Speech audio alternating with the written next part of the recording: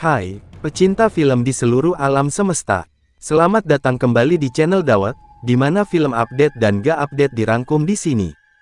Bagaimana kabar hari ini? Masih cuci piring pakai sabun colek? Emangnya di warung gak ada sunlight? Kali ini saya akan mencoba merangkum film horor ikonik 80-an Indonesia, berjudul Bayi Ajaib. Di mana film ini pernah menjadi salah satu film horor terlaris di masanya, dan menjadi film terseram bagi saya di saat waktu kecil. Film ini dirilis tahun 1982, dan dibintangi oleh Muni Kader sebagai Kosim, Rina Hasyim sebagai Sumi, dan Mauwo sebagai Simbah.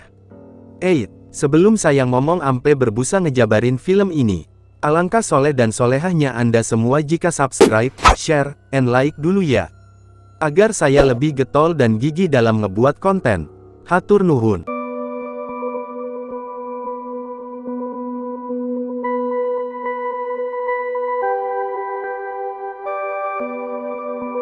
Scene diawali dengan dua orang pria sedang adu mekanik mencari batu jimat di sebuah sungai, yang dianggap akan membawa kesuksesan bagi pemiliknya. Kemudian pria berkumis seperti gagang telepon yang bernama Kosim akhirnya menemukan batu tersebut.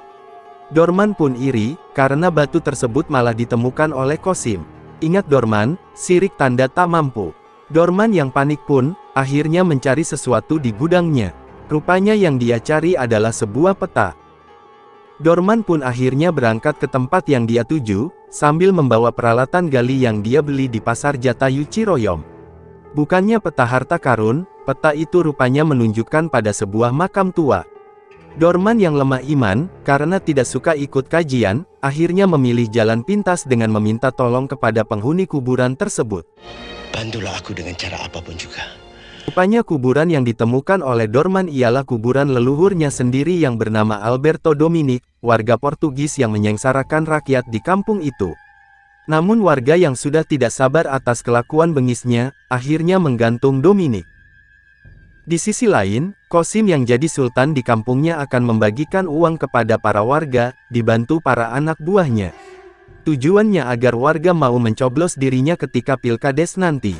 Berbanding terbalik dengan Kosim, Pak Saleh bertekad ingin mensejahterakan warganya tanpa embel-embel memberi apapun.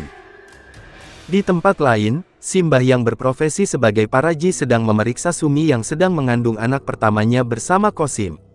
Di sini Simbah hanya menerima pembayaran tunai, dan belum terdaftar di BPJS Kesehatan. Di saat Sumi akan pulang ke rumahnya, dia melihat kelelawar yang membuat dia takut. Dia pun akhirnya lari, dan ketika akan digigit anjing, Sumi yang sedang hamil 6 bulan pun terperosok ke dalam kuburan Dominic. Sumi yang perutnya kesakitan mencoba mencari jalan keluar. Dia pun melihat batu yang mirip lampu disko bercahaya. Namun ketika akan mendekatinya, muncullah Rorongkong yang berjalan mendekati Sumi. Sumi yang ketakutan pun akhirnya terjatuh, lalu sang tengkorak hidup itu pun akhirnya mengelus-ngelus perut Sumi. Cie perhatian, dan seketika perut hamil Sumi pun pindah ke punggung Sumi. Di saat hujan lebat, Kosim dibantu warga mencoba mencari Sumi. Sesepuh kampung pun mengumandangkan azan, berharap hujan lebat bisa berhenti dan Sumi bisa ditemukan. Benar saja, Sumi akhirnya terbang keluar dari kuburan itu. Kosim yang bingung pun akhirnya pulang ke rumah. Namun yang bikin Kosim kaget, Sumi sudah berada di dalam rumahnya. Dia pun merasa aneh, kenapa perut hamil Sumi bisa pindah ke belakang. Sumi yang seperti kerasukan itu pun akhirnya berteriak, dan Simbah bersama timnya pun akhirnya datang mendengar teriakan tersebut. Sumi yang kerasukan itu pun akhirnya ditusuk menggunakan tusuk kondenya Simbah hingga pendarahan, karena dia melihat ada yang janggal di kehamilan Sumi.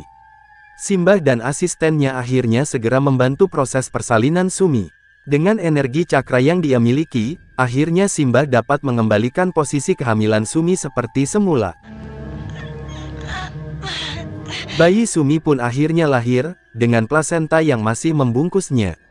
Simbah kemudian menyuruh asistennya untuk menyimpan bayi Sumi di tempat tertutup, karena akan terjadi gerhana bulan. Ketika asistennya hendak melihat kembali sang bayi, tiba-tiba bayi tersebut langsung loncat dan menggigit sang asisten. Kosim dan Simbah pun kaget, karena bayinya menghilang dan asisten Simbah meninggal. Kosim pun akhirnya mengikuti jejak darah yang berceceran di dapurnya hingga keluar. Dan dia pun melihat anaknya sedang menangis di atas kuburan Dominic. Anak itu bernama Didi. Didi yang sekarang sudah tumbuh besar, akan disunat oleh kedua orang tuanya. Karena ayahnya seorang yang kaya raya, ayah Nis sampai mengundang atraksi debus di kampungnya. Didi pun meminta untuk berhenti, dan langsung menjahili pawang debus tersebut dengan kekuatannya. Sesampainya di lokasi, Didi akan disunat Haji Bokir. Haji Bokir yang banting setir jadi mantri sunat itu mencoba memotong itunya Didi. Maaf disensor. Alot amat ya putus.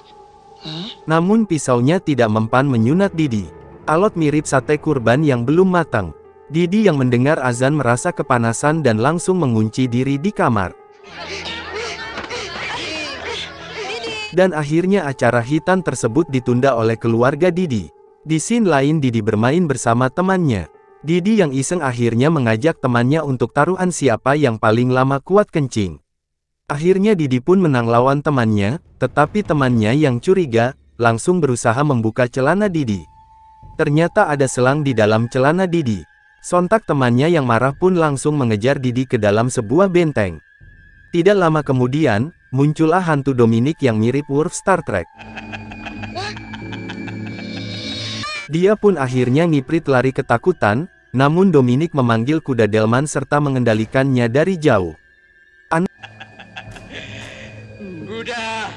Anak itu pun akhirnya celaka ditabrak delman.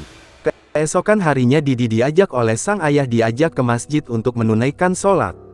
Namun kembali, ketika dia mendengarkan suara azan, Didi merasa kesakitan dan dia berusaha menjauhi masjid tersebut.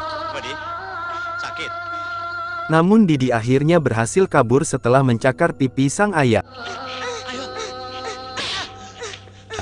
Beberapa saat datanglah seorang pria misterius yang menghampiri Kosim dan mengatakan Didi akan membawa petaka di keluarganya, dan tidak akan membiarkan istri yang mengandung anak kedua Kosim lahir dengan selamat.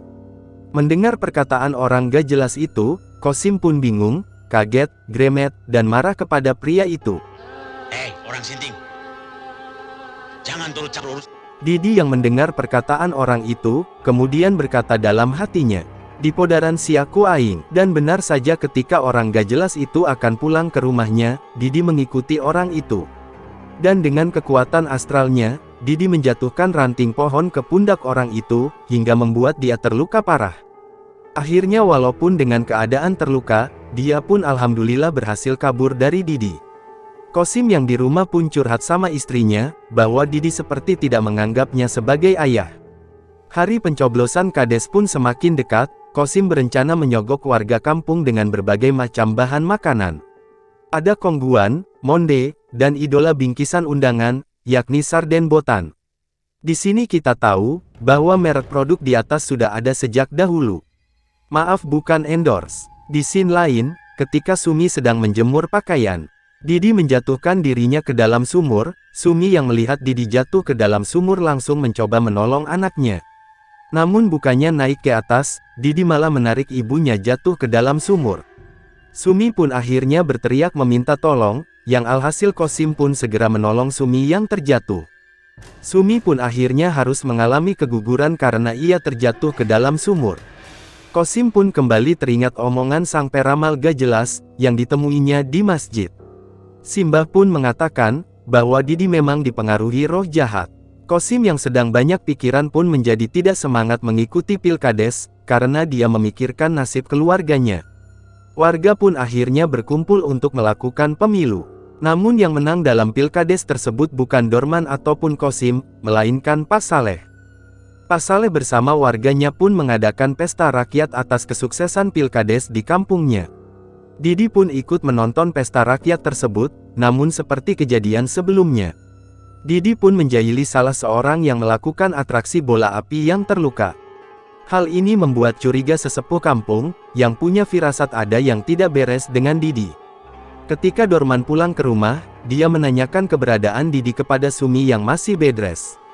Sumi pun tidak tahu keberadaan anaknya. Simba kemudian izin pamit pulang ke pasutri itu, karena dirasa malam sudah larut. Di saat Sumi baru keluar dari rumah Qasim, dia melihat Didi berkepala Dominic sedang duduk sendiri. Seketika kepala Dominic pun akhirnya terbang dan langsung menggigit Sumi. Qasim yang mendengar teriakan Simbah, langsung mencoba menolong Simbah. Akhirnya dia dapat menahan Didi yang seperti kerasukan. Qasim yang emosi melihat kelakuan anaknya, seperti ingin membunuh Didi. Lalu ketika Qasim yang akan memukul Didi menggunakan batu, tiba-tiba sesepuh kampung langsung menghalangi Qasim dan menjelaskan bahwa Didi kerasukan roh jahat. Sesepuh kampung pun langsung berdoa, agar bisa menenangkan Didi. Bismillahirrahmanirrahim. Dia kemudian mengajak warga kampung berdoa bersama, agar Didi bisa segera sembuh. Dan endingnya Didi yang sembuh, akhirnya bisa disunat oleh Haji Bokir. Sakit kan? Oles dulu. Didi merupakan pasien terakhir Haji Bokir, karena nanti Haji Bokir akan banting setir menjadi Hansip bersama Dorman Borisman.